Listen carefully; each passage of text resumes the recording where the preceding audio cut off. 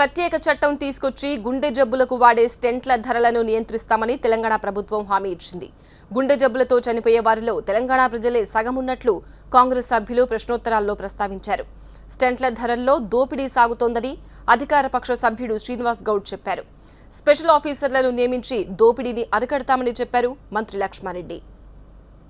భారతదేశంలో గుండె జబ్బులతో చనిపోతున్న వాళ్ళలో అత్యధికంగా మన తెలంగాణ రాష్ట్రంలో ఈ మరణాలు జరుగుతున్నటువంటి విషయం వాస్తవం అధ్యక్ష. భారతదేశంలో 33,140 మంది హృద్రోగంతో బాధపడుతూ మరణించినటువంటి వాళ్ళలో దాదాపు 18,912 మంది అఫీషియల్ సర్వే ద్వారా 18,912 మంది మన తెలంగాణ రాష్ట్రంలోనే హృద్రోగంతో మరణించినటువంటి కఠోరమైనటువంటి వాస్తవాన్ని మనం గ్రహించవలసినటువంటి అవసరం ఉంది. బీద గ్రామీణ ప్రాంతానికి చెందినటువంటి విశ్వేశ్వరతను మన నిమ్స్కే వెళ్తే government hospital, yes NIMS is a prestigious hospital in Telangana state అధ్యక్ష. దాంట్లో 60,000కి వేస్తామన్నారు అధ్యక్ష.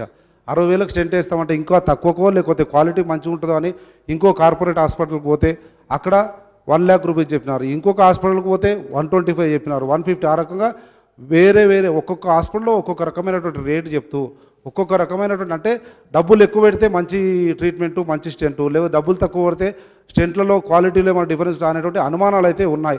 కనుక ఆ హృద్రోగి ఎప్పుడు ఏమవుతుందో అనేది అభద్రతతో ఉన్నటువంటి సందర్భంలో ఇంకా ఈ ధరలు, ఈ పర్యవేక్షణ లేకపోవడం, అస్తవ్యస్త విధానాల వల్ల ఇంకా ఎక్కువ గుండెపోటు వచ్చి ప్రమాదానికి గురయ్యే పరిస్థితి ఉంది అధ్యక్ష.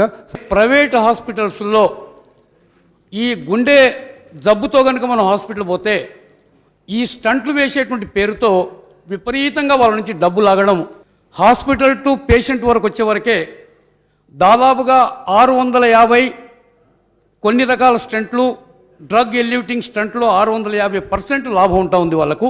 వాళ్ళు ఇంపోర్ట్ చేసుకున్న ధర కన్నా మనకు బేర్ మెటల్ స్టెంట్స్ కనుక చూస్తే దాదాపుగా 400% వాళ్ళకు లాభం ఉంటా ఉంది. ఒక్కసారి ఈ ధరల నియంత్రణ భారతదేశంలో అమల్లోకి వచ్చిన తర్వాత ఫిబ్రవరి 13, 2017 నుంచి డాక్టర్సు, హాస్పిటల్స్కి ఈ గుండె జబ్బుతో వచ్చేటువంటి రోగుల ద్వారా వచ్చేటువంటి ఆదాయం బాగా తగ్గిపోయిందనేటువంటి మాట కూడా నేను సవినీగా మనవి చేస్తున్నాను. ఈరోజు ఒక్క నెలలో 6,000 స్టంట్లు మనం హాస్పిటల్స్ అందిస్తూ ఉన్నాం. ఆరోగ్యశ్రీ కింద ఇంకొక 1000 స్టంట్లు ఈరోజు అవసరం పడుతూ ఉన్నాయి. దాదాపుగా 7,000 స్టంట్లు ప్రతి నెలకు మన రాష్ట్రంలో అవసరం పడతా ఉన్నాయనేటువంటి మాట కూడా నేను సవినీగా మీ ద్వారా ప్రభుత్వానికి మనవి చేస్తున్నాను అధ్యక్ష. గుండె జబ్బుల ద్వారా 50% రోగులు చనిపోతున్నారని సంపత్ గారు మాట్లాడడం, అదే చిన్నారెడ్డి గారు 18,000 మంది చనిపోతున్నారు గుండె జబ్బుల ద్వారా చెప్పడం, ఈ రెండింటికి చాలా వ్యత్యాసం ఉంది అధ్యక్ష. మన రాష్ట్రంలో సంవత్సరానికి 3 లక్షల మంది చనిపోతున్నారు అధ్యక్ష. 3 లక్షల మందిలో సగం మంది అంటే 1,50,000 మంది చనిపోవాలి అధ్యక్ష గుండె జబ్బుల ద్వారా. చిన్నారెడ్డి గారు చెప్పింది 18,000 మంది అధ్యక్ష. చిన్నారెడ్డి గారు చెప్పింది వాస్తవం. మొత్తంలో 50% కాదు అధ్యక్ష, మొత్తం మరణాలలో గుండె జబ్బుల ద్వారా చనిపోయేవారు 57% అని సంపత్ గారు చెప్పింది అధ్యక్ష.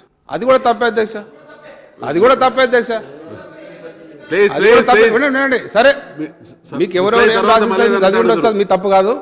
అంటే ఈ మెడికల్ కోటెడ్ కాని వాటికి 7,260 రూపాయలుగా, తర్వాత మందు పూత ఉన్న స్టంట్స్కి 29,600గా ధరలు నిర్ణయించడం జరిగింది అధ్యక్ష. వాస్తవం అధ్యక్ష, చాలా దురదృష్టకరం. కొన్ని ప్రైవేట్ హాస్పిటల్ వాళ్ళు అనవసరంగా సర్జరీ చేస్తూ ఉన్నారు. ముఖ్యంగా అపెండిసైటిస్ కానీ, సిజేరియన్ సెక్షన్ కానీ, ఇంకా ఘోరంగా హిస్టెక్టమీ అధ్యక్ష, గర్భసంచి తీసివేయడం అనేది కామన్గా చేస్తూ ఉన్నారు. వీటి నియంత్రణ కొరకు ఇప్పుడే చాలా హాస్పిటల్ చర్యలు చేపట్టడం జరిగింది, యాక్షన్ తీసుకున్నాం. గతంలో ఎప్పుడు ఇటువంటి యాక్షన్ జరగలేదు. తెలంగాణ మెడికల్ కౌన్సిల్ వాళ్ళు కూడా 8 హాస్పిటళ్ళ మీద ఫస్ట్ టైం స్టేట్లో యాక్షన్ తీసుకోవడం జరిగింది. తర్వాత మా డిపార్ట్మెంట్ పరంగా కూడా ఇప్పటికే చాలా హాస్పిటల్ సీజ్ చేయడం జరిగింది.